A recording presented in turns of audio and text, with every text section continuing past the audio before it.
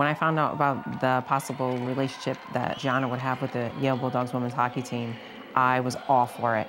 They're going to be such an inspiration for her as her to be an inspiration to them. To see her walk out on that ice and just be such a part of the game, it was a great feeling. And without you knowing that she had a brain tumor 2 months ago, you might look at her and just in disbelief.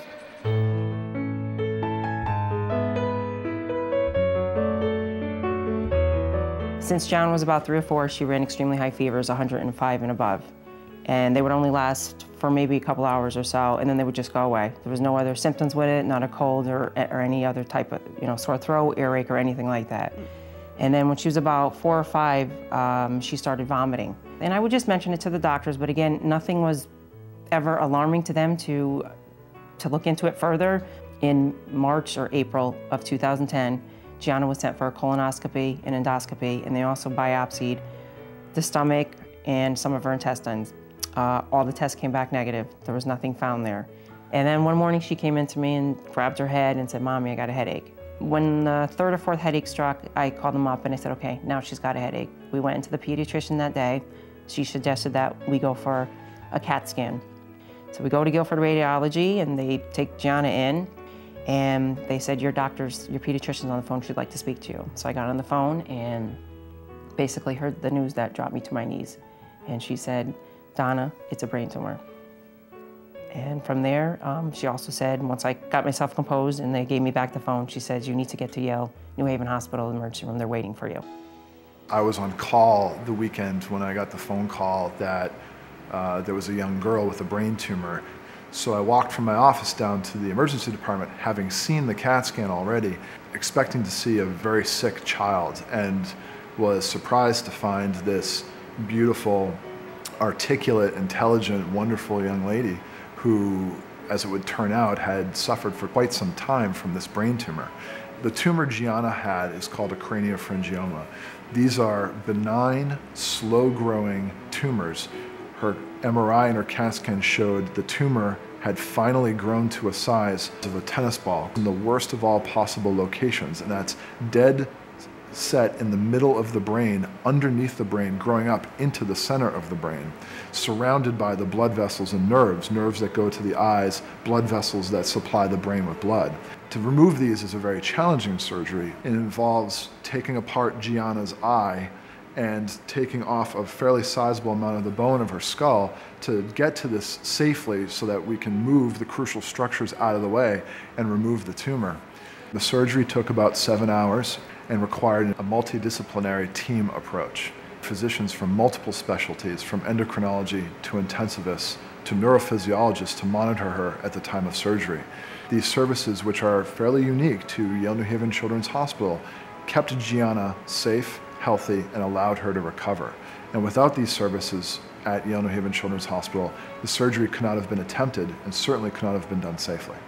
In removing the tumor, we took this wire between the brain and the pituitary. Now her brain cannot communicate with her pituitary gland and let it know that it needs to make hormones. Initially after the surgery, for the first couple of days, her post-operative course was a little bit rocky.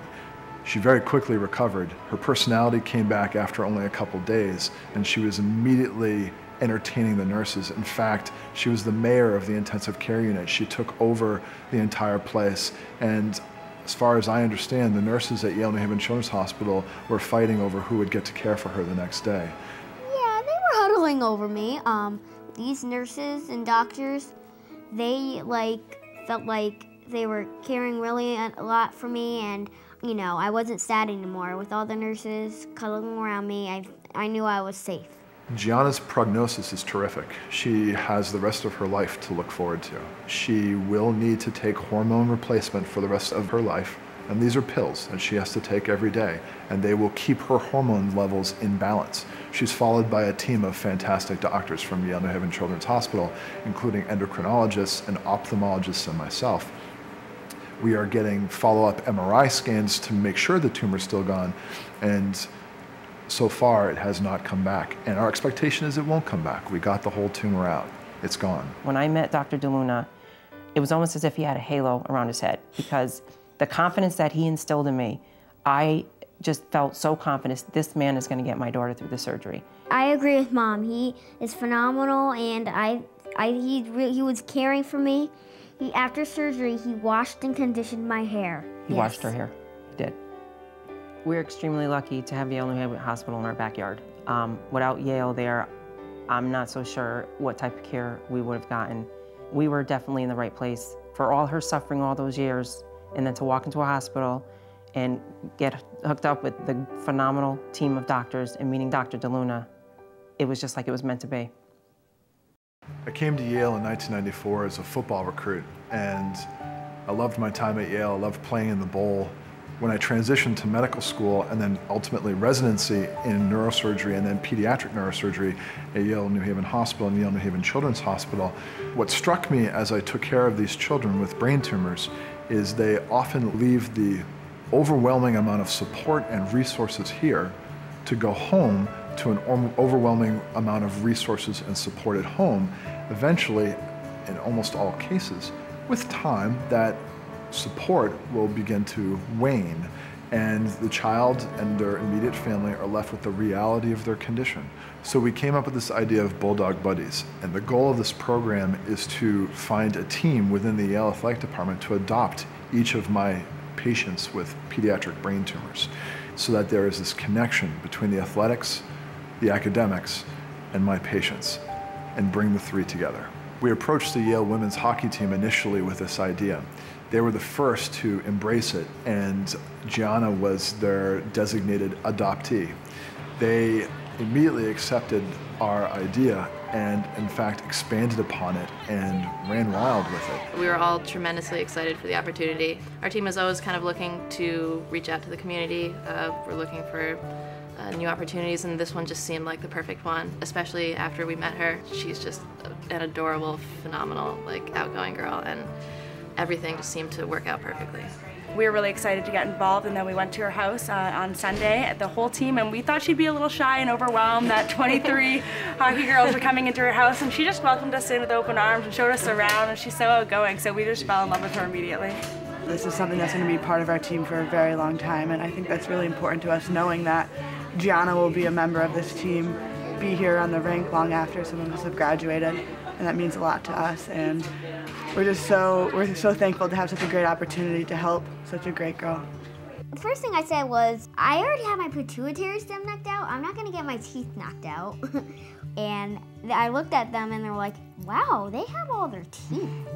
She saw a picture of them on their website and says, wow, they do. They have all their teeth. Mm-hmm. That's exactly what I said. The relationship has been phenomenal. The first time the girls met, they came here a couple Sundays ago, and they met Giana. And after the game, we walked into the locker room, and I got to say, it was very emotional. Come on now. Hi, everybody. Hey, Giana. Check out your locker right here. Your name and everything, your own jersey. Awesome. That is permanently yours. I'm overwhelmed at how well Bulldog Buddies has caught on. When I initially thought of this idea, I was looking for a mentorship program to give these children something to look forward to, someone to be their friend. I didn't imagine it was going to catch on this quickly. We're Yale Women's Ice Hockey. And me. We're